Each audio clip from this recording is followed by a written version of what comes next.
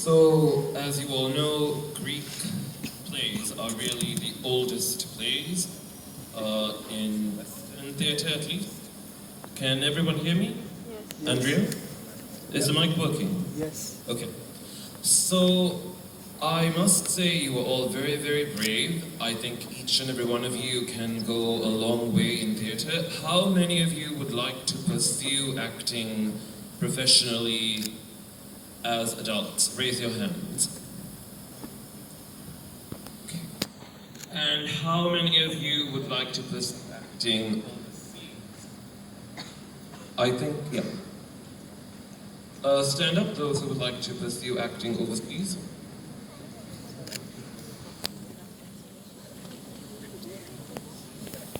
Oh, okay, and I can't see very clearly because of light, but okay, thank you so much. Sit back down. So basically, there are two broad styles of acting. There are two primary styles of acting, and the two styles are called representational acting and presentational acting. Every acting method or technique or style that you hear about falls into one of these two categories. So representational acting is the classical style of acting which started in ancient Greece. It's what carried down all the way through the time of Shakespeare, down into the 20th century, or really the late 19th century. So representational acting was referred to by Stanislavski as the art of representation.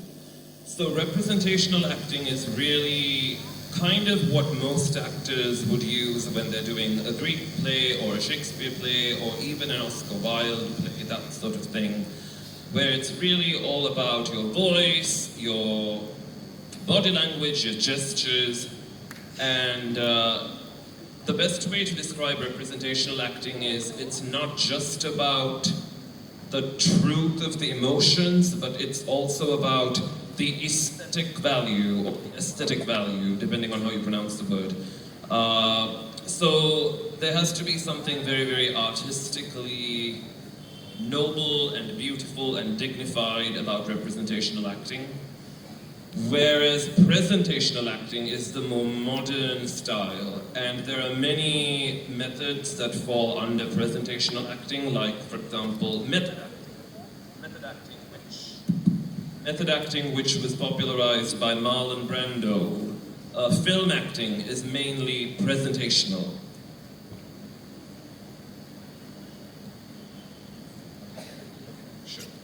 So most films and TV shows are really examples of presentational acting, which means it's very realistic. It's all about the truth of the emotions, psychological realism. And I think today we actually saw both styles. I think some of you are naturally more representational actors, and some of you naturally gravitate more towards the presentational acting. So I feel like at the end of the day, we need to synthesize the two. It doesn't have to be one or the other. We can use the best elements of both. Now, when it comes to representational acting, which, you know, like I said, it starts with the voice, with the body, gestures. So especially when you're doing a Greek play like this, you need to make sure that the diction is absolutely perfect.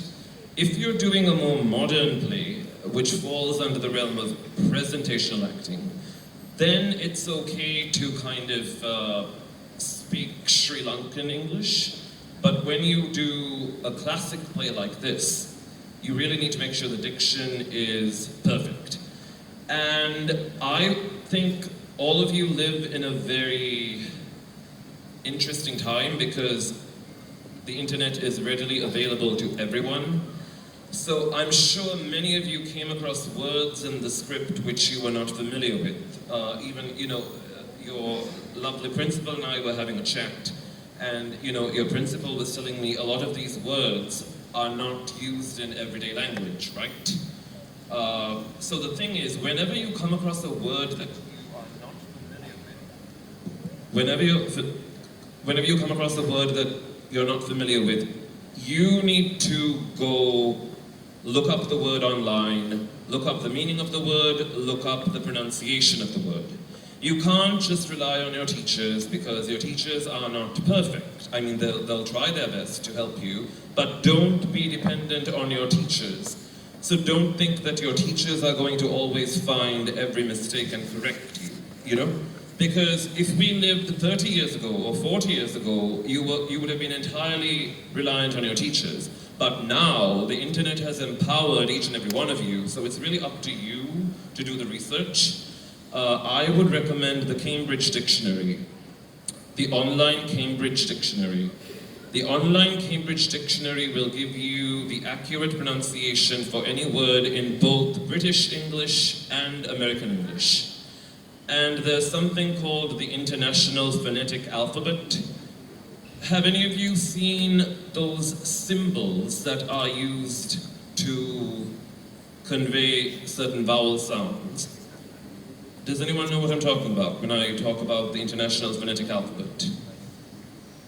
So if none of you has heard about the International Phonetic Alphabet, you need to do your research, especially those of you who want to become actors, especially those of you who want to go overseas and act. You need to go online and look up and study the International Phonetic Alphabet. You need to learn what those symbols are, because if you go overseas, you can't speak Sri Lankan English. You have to speak either British English or American English. So, for example, I'm not picking on anyone. All of you were brilliant in your own way. All of you were very brave. I was telling your principal I didn't see any tension. I didn't see any nervousness. So, you know, brilliant, brave young actors. But when it comes to the diction, you know, there were a few words that were mispronounced. For example, it's suppliant, not suppliant, suppliant. And commodity, I think someone said commodity, things like that. So you can go online and you can look up all this stuff, you know? Because you can't talk like this, you can't talk like a Sri Lankan, and you know, you can't have that kind of accent when you're talking, you know? Then it just sounds very goody. So, now if you're doing a modern play, you can talk like that. You know, those Sri Lankan inflections and Sri Lankan accents. I mean, I can also go on talking all night like this. But, you know, so how many of you have watched the film My Fair Lady? Lovely. So those of you who haven't watched My Fair Lady, go watch My Fair Lady. Because My Fair Lady is all about a girl who is taught to speak in a posh way. It's all about a transformation. It's like a Cinderella story.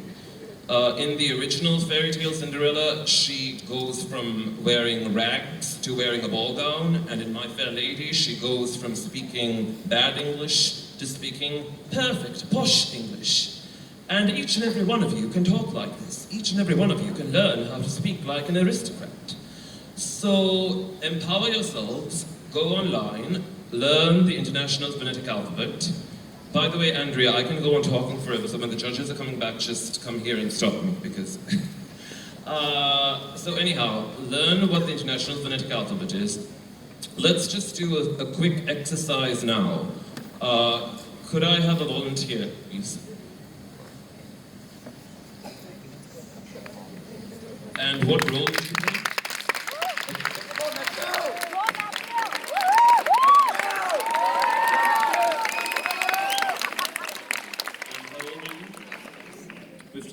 So, lovely. So I just want to start with the 5 vowels, basics. So say the 5 vowels the way you know them. A, E, I, O, U. Okay, perfect. So here's the thing. In Sri Lanka, we speak, it's not just Sri Lankan English, but we use pure vowels. Kind of like what you said. What's your name again? Matthew. So kind of like what Matthew said. In Sri Lanka, we say A, E, I, O, U. So there's nothing wrong with that. I mean, it's how we speak in Sri Lanka. So in America and England, we have diphthongs. Does anyone know what diphthongs are? Diphthongs are the combination of 2 vowel sounds, and that's what makes the vowels sound foreign. So for example, the pure vowels are transformed into American and British vowels by adding the diphthongs. So it's not A, it's A. It's A and E together, two vowel sounds. A, say A. A. Exactly. But now you said it more like a Sri Lankan. Hey. Now find a more dignified boundary voice. Say A. A. Better, there you go. So A. E is always a pure vowel because you can't combine E with another sound. So it's A, E. A. E. Thank you. If those of you who watched My Fair Lady would know I'm like Professor Higgins and he's Eliza Doolittle. So A, E, I is already a diphthong because what are the two sounds in I? A and E. I. So that's already a diphthong. So A, E, I, and then now the next vowel is the trickiest. O. In Sri Lanka we say O. Go, no, show. But this O is pronounced differently in America and in England. So in England, British English, they never say O. Do you know how they say O? It's actually and oo. It's not O and oo, it's and oo. O. Say O. O. First say and oo. U. O. O. Exactly. Now say go. Go. Show. So. Exactly. And in America, we say O and oo. So O. Say O. O. Go. Go. Show. So. So do you hear the difference between O and O? Yeah. So in America, you would say go, go. In America, in England, you would say go. No, I can't go. And in America, you would say, I can't go. So really, I mean, honestly, and you said you're 15 years old, right? Yeah. And do you also want to go overseas? And Not really. not really. So you you don't really have to do this to the extent that I'm telling you about, but whenever you're doing a classic play like this, I think whenever you're doing a classic play like this, you should follow the British English pronunciation.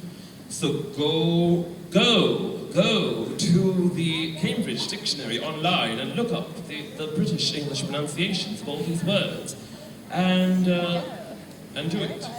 So thank you so much.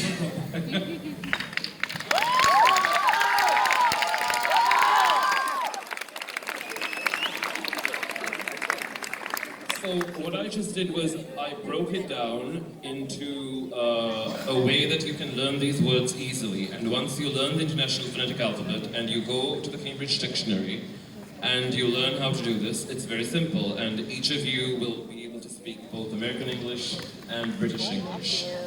And Andrea, how much longer do we have? Andrea? Not much longer. Okay, sure. So when it comes to representational acting, it's a bit tricky for guys because I think some of you guys, you were very brave, but it's a bit difficult when a teenage boy plays an adult male character because you are still not men yourselves, you're transitioning from boyhood to manhood. So I just want to let the guys know, if you're ever playing a male character that's older than you, like a general or a king. Some of you did it very well. If you're in doubt, just stand completely still. You don't really have to do too much with your hands if you're a guy. When in doubt, just stand straight and just focus on the words and let the words do all the talking. You don't need to always do too much with your hands if you don't know what to do with your hands. So that's just a tip I would like to give the guys here. Whenever you're in doubt, remember, as a guy, you have the advantage of not needing to use your hands too much. Unless you know exactly what to do with your hands. Some of you can do it naturally, because some people talk with their hands naturally. I kind of talk with my hands naturally. And some of the guys did it very well, but if you're a guy who doesn't naturally talk with your hands, then just, keep your hands by your side, stand completely straight, erect, shoulders back, chest forward, stomach in, and just let the dialogue do all the talking. Now let me move on to presentational acting, which is the more modern method of acting. Presentational acting is mostly seen in TV shows and films, like I said, but it's also seen on stage whenever you do modern plays. And when you do kind of more modern, realistic plays, modern, realistic scripts, it's less about the dialogue and it's more about the subtext. Does anyone know what I mean by subtext? None of you have been taught what subtext is? So subtext is important even when you're doing a classic play, but in a modern play it's all the more important. Subtext is the message behind the words, beneath the words. So sub means under, text, so beneath the text. So presentational acting is more about the meaning beneath the line. So for example, could I have another volunteer, a girl this time, please? Yes.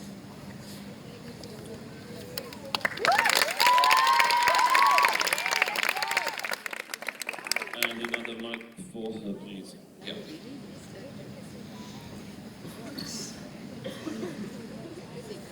Let's go down to What me. role did she play? What was the role you played? Oh, perfect. And how old are you? 12.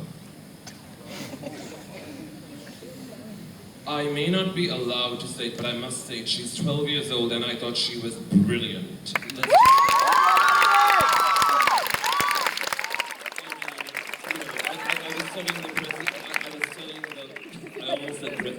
I told your principal that, she was just brilliant. As soon as I saw the first play, and considering you're 12 years old, that's amazing. That's absolutely extraordinary.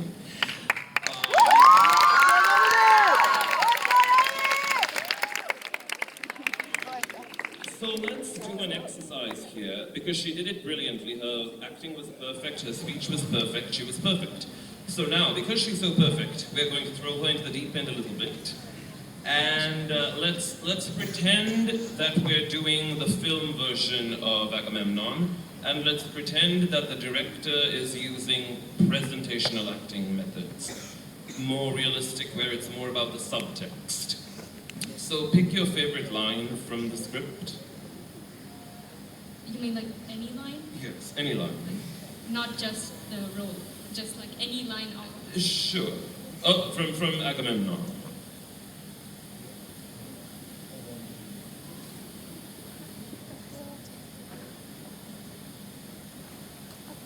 Or even one of your lines, just any line. The first one that comes to your head. I go now a victim there to my bloodbed. Say that again. I go now a victim there to my bloodbed. So how did you say it when you did the play, when you did the excerpt? I said it. No, just say it. Just do it now, like you did it. I go now a victim there to my bloodbed. Okay, so now that is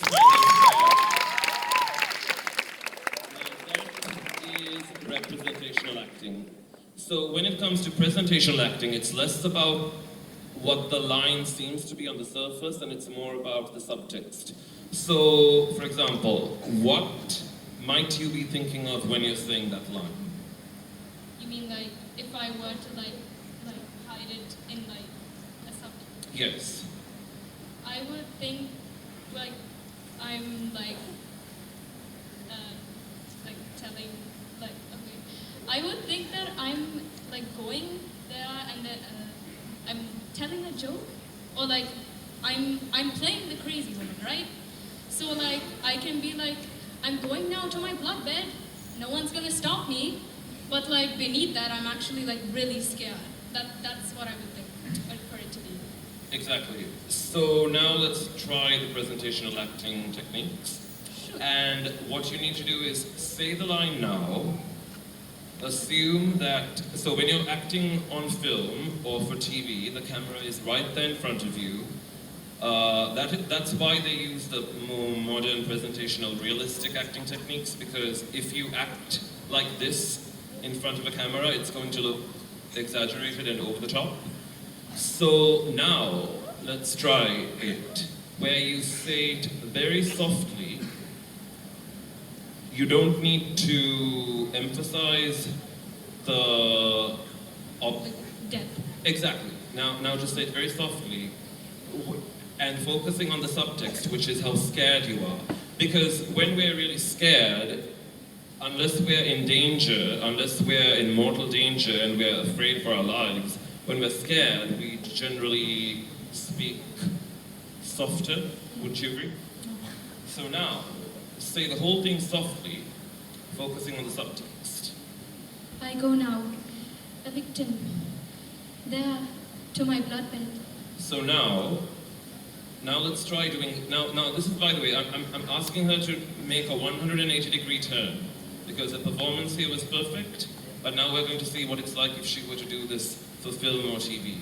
So imagine if the camera is right there in front of you, you don't need to do anything with your face, you don't need to make any kind of facial expressions, because you have a very expressive face. So now just imagine, is this your last line? Yes. Yeah, exactly. So now imagine, this is a close-up shot. The camera is right there in front of you. You don't need to do anything with your face. All you need to do is think about the subtext. Exactly, keep that, hold that. I'm directing her like we're on a movie set now. Hold that, and just say the words. I go now, a victim, there to my bloodbed. And say the whole thing again now, and take as much time as you like. I go now, a victim, there to my bloodbed. So now you see the difference between representational acting and presentational acting. And when she said it this way, did anybody feel like she was weak? No, right? None of you think, oh, now she's not a good actress, right? You still think she's a good actress, even when she says it like that. So that's really the trick when you're doing when you're acting in a modern play or a modern film. They're not yet done. Okay. Might I trouble you for a glass of water then? Okay, so really it's as simple as that. If you're a good representational actor, you should be able to go the presentational route also. And this is the trick. Generally, if you're a presentational actor, if you're a more modern actor, you will not be able to do the representational classical acting necessarily. Because representational acting, classical acting requires a powerful voice, great diction, gestures, you know what I mean, right? So thank you so much. So any actor here, actually, and thank you so much. You're amazing. Thank you. She's from Signa's house.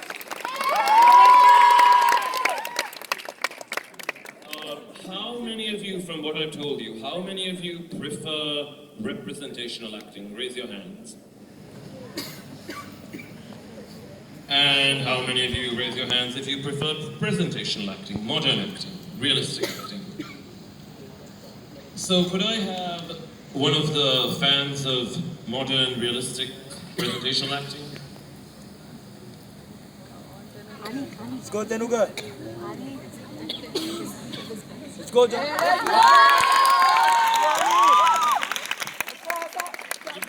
Didn't you raise your hand for the other one? You did.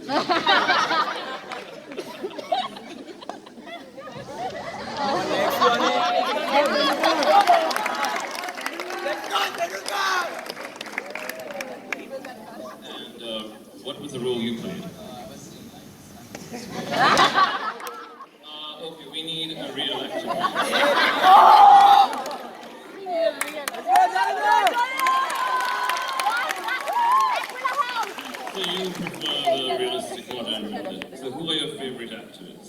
Today? No, from like film and TV, whatever. That's a tough one. Just name 2 or 3. I have a lot. Name 2. From Nickelodeon, Nuclear Crossing. Nickelodeon. I don't watch Nickelodeon. Well, from like famous Hollywood actors. Hollywood actors. Yes. Johnny Depp. Okay, perfect. So Johnny Depp is interesting because Johnny Depp is kind of both. He's a representational actor, but he can also do the presentational stuff. Because generally, representational actors play a lot of period pieces, fantasy characters like, the Mad Hatter, that kind of thing. What I would like to do with you is, and what role did you play? I played Agamemnon. Agamemnon in, not in Agamemnon, but in Hekabe. Hekabe, exactly. So, let's have one of your favorite Agamemnon lines. Oh, poor Hekabe, what boundless suffering you have borne. So because he's such a good actor, he can do both. He can do both the representational acting and the presentational acting. So I think, you're all very talented. So now I just want you. And would you like to go overseas and act, or you're happy to just stay If I here? get an opportunity, I would. Okay. And where? England, America? America. So let's try doing it with an American accent now. Just try it with an American accent. Let's go, Johnny Do. Oh, poor Hekabe, what boundless suffering. So the main difference when you're doing an American accent is it's very kind of flat. They just kind of talk like this. There's not much variation. There isn't really any inflection or anything. They just kind of talk like this. Now, of course, he can talk like that when he's playing Agamemnon, because Agamemnon is not just a modern American character. But let's just add that American flavor to those lines. So say the line again, the way you would normally do it. Oh, poor Hekabe, the boundless suffering you have borne. So the other thing to remember is American men are a bit more paranoid about their masculinity. And usually, British men will do this and that. And, if you watch Richard Burton or Laurence Olivier or Kenneth Branagh, they are much more flamboyant and expressive. In America, guys are like, I'm just a dude, I don't do that, So just kind of say the whole line as flat as possible. And kind of like what I did with Cassandra, don't worry about how you're saying it or what you're saying, just focus on the subtext. So what do you think the subtext is? What are you really thinking while you're saying the line? I'm trying to feel bad for her, but they don't care. Exactly, you really don't care. So now really, just forget the accent for now, because just to give you an example. So in America, you wouldn't say poor, you would say poor. Oh, poor Hekabe. Oh, poor Hekabe. So, but you don't have to do that now, I won't put you on the spot. But just, let's focus on the subtext. Now say the line, thinking your secret thoughts, which is, I really don't care. So now just say the line. Oh, poor Hekabe, the boundless suffering you have borne. So, one more time. Oh, poor Hekabe, what boundless suffering you have borne. So everything is very good. You're a very good actor. How old are you? 15, 17. So the only thing is there's a slight Sri Lankan inflection at the end. They think, but down the suffering have brought. So that's like a more Sri Lankan thing. So in America, you wouldn't do that. Even in England, you wouldn't do that. What boundless suffering you have brought. Brought. For a guy. Maybe a girl can say brought, but a guy can't. No. I'm not criticizing you, but yeah. So. Oh, poor Hekabe. What's the rest of the sentence? Boundless suffering you have borne. What boundless suffering you have brought. So just say it like that. Oh, poor Hekabe, what boundless suffering you have brought. Try not to go up. Broad. Go down. Broad. Oh, poor Hekabe, what boundless suffering you have brought. Trying to go into a lower register. O poor Hekabe, what boundless suffering you have brought. Poor Hekabe, boundless suffering you have brought. Getting better. I know it's tricky, but okay. Now just say the line again. Like I told Cassandra, imagine the camera is right there in front of you. You're a brilliant actor. Your eyes are very expressive. Your face is very expressive. You're a very strong guy. You have a lot of inner strength. So just trust that and just say the line now. Poor Hekabe, boundless suffering you have brought. Now face the audience and say it. Poor Hekabe, boundless suffering you have brought. So you guys can see there's a lot of power in his eyes. When he says it like that, I don't know if you agree with me, but when he says it like that, you can see that he's really an arrogant douchebag, you know? So that's kind of what American film and TV acting is all about. It's about the subtext. You understand what I'm saying, right? It's not about how you're saying the line, which is more representational. It's more about the thoughts of the character. And one of the things my acting professors in Los Angeles said at the University of Southern California is, especially when you're doing a modern script, and the reason I'm spending so much time talking about modern scripts is because I was told not to talk too much about the Greek stuff because the judges are going to come and give their comments and I shouldn't contradict what they're saying. But anyhow, when you're doing a modern script, or any script for that matter, you can even apply it to this as an exercise. You don't always have to play the words. Does anyone know what I mean by playing the words? So let's take a simple line. Poor Hekabe, just those two words. If you're playing the words, you would say, poor Hekabe. And that's one way to play it, but the more modern, subtextual way of saying it is to say those words, but with a different thought and a different intention.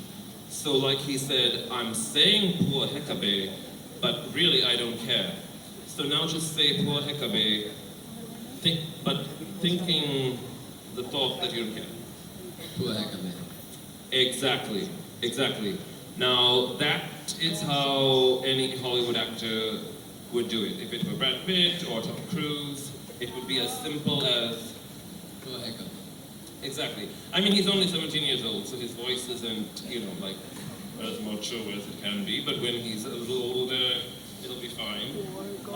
But I hope you know what you mean. That's how, if you watch most American male actors closely, that's how they speak, So that's really the trick to it, to focus more on what the character is thinking underneath rather than the words. And when you're doing representational acting, you have to focus on the words a little bit more, because you have to focus on the diction and the beauty of the text. But like I said earlier, it doesn't have to be this or that. You can combine the two techniques. So now let's try combining the two techniques. So how did you first say it? Poor Hekabe. Okay, so now just say poor Hekabe and emphasize the words, but think that you really don't give it. You really don't give crap. Okay. Poor Hekabe. More emotional? Not more emotional, just project more, because that's the other thing. When representational acting, you project. And we're wrapping up now. I think the judges are coming back. Aren't you deal? Are we almost done? Yep, we are done. How many more minutes? None. Okay, so we're going to end with this, with a combination of the two techniques. So representational acting is also about projection, projecting your voice. And when it's presentational, modern acting, you don't have to focus too much on the projection, because film and TV, you're mic'd anyway, it's like that. So now, before we wrap up, say that, project your voice, poor Hekabe, be very clear, don't lose addiction, but think, I don't really care. Poor Hekabe. One more time. Poor Hekabe. So, as you can see, his face is very expressive, and when you look at his face, you can see that he really doesn't care, right? And so that's really what it's all about. When you're a presentational actor, you trust that your thoughts will manifest through your facial expressions without you even doing too much. And sometimes you have to trust that if you think the thought, that is enough, and your face will automatically show it. So thank you to all the brave volunteers today.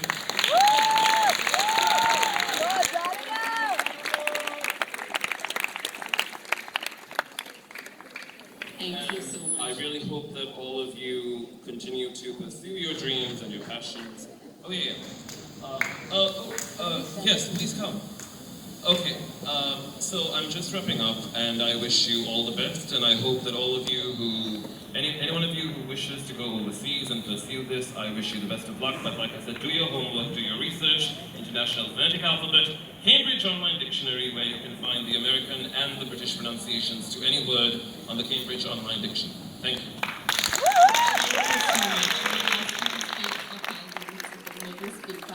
Thank you so much.